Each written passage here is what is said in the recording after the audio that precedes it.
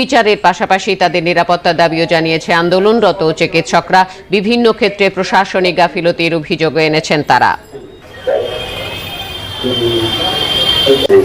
আমরা হতাশ, আমরা নিজেদের নিরাপত্তা নিয়ে প্রচন্ড শঙ্কিত, আমরা ভীত, আমরা জানি না আমাদের উপর কি আসতে চলেছে। আমরা একটু কোনো পজিটিভ দিকে এক্সপেক্ট করেছিলাম। আমাদের অনেক, শুধু আমাদের নয়, পুরো বাংলার অনেক আশা ছিল, সারা দেশের অনেক আশা ছিল। সেই আশা ভঙ্গের যন্ত্রণাটার ভিতরে এখন রয়েছে, সেই ইনসিকিউরিটির ভিতরে এখন রয়েছে। এর বাইরে আর কোনো কথা আসছে না। এই এভিডেন্স ট্যাম্পার্ড হয়েছে আমাদের দৃঢ় ধারণা।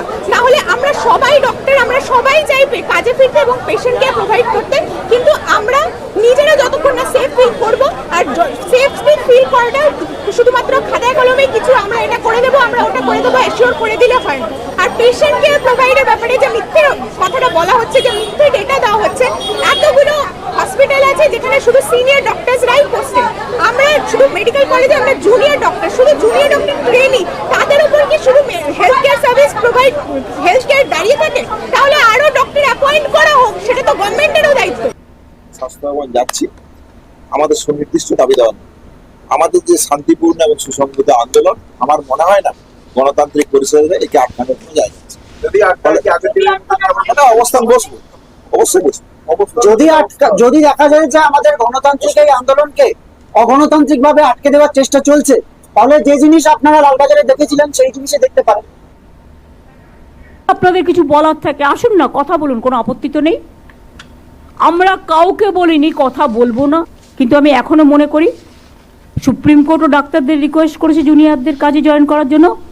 আমিও ওই মিটিং থেকে রিকোয়েস্ট করব, দয়া করে আপনারা কাজে যোগদান করুন। যদি মনে করেন আপনাদের কিছু বলার আছেন, ইউ আর অলওয়েজ ওয়েলকাম। আপনারা 5 জন 10 জনের একটা টিম নিয়ে আসুন, আমি কথা বলতে পারি। আমার হেলথ সেক্রেটারিকে আমি পাঠিয়েছিলাম আপনাদের সাথে কথা বলতে।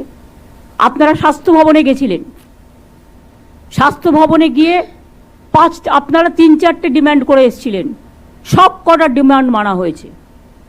আপনারা বলেছিলেন প্রিন্সিপাল চেঞ্জ করো, head of the department change করো, আপনারা বলেছিলেন যে এমএসভিপি আছে চেঞ্জ করো, অ্যাসিস্ট্যান্ট সুপারকে চেঞ্জ করো।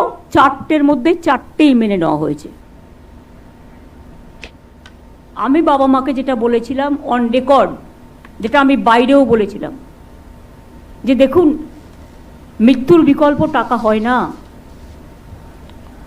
আপনারা খুবই মর্মাহত, আমরাও মর্মাহত, কিন্তু যদি কোনোদিন মনে করেন আপনার মেয়ের মেমারির জন্য কোনো ভালো কাজ করবেন, আমাকে বলবেন, আমাদের গভর্নমেন্ট আপনার পাশে আছে, নাথিং এলস। আমি জানি কোনটা কখন বলতে হয়, এবং একই কথা আমি কিন্তু অফিসিয়ালি প্রেসকেও বলেছিলাম। তা সত্ত্বেও যারা কুৎসা করে বেড়াচ্ছেন, মিথ্যে কথা বলেছেন উনি। টাকার অফার তো দেওয়াই হয়েছিল, কিন্তু সেটা তো মুখ্যমন্ত্রী মিথ্যে কথা বলছেন। উনি তো বলছেন পরিবার টাকা চেয়েছিল, কখনো চাইনি।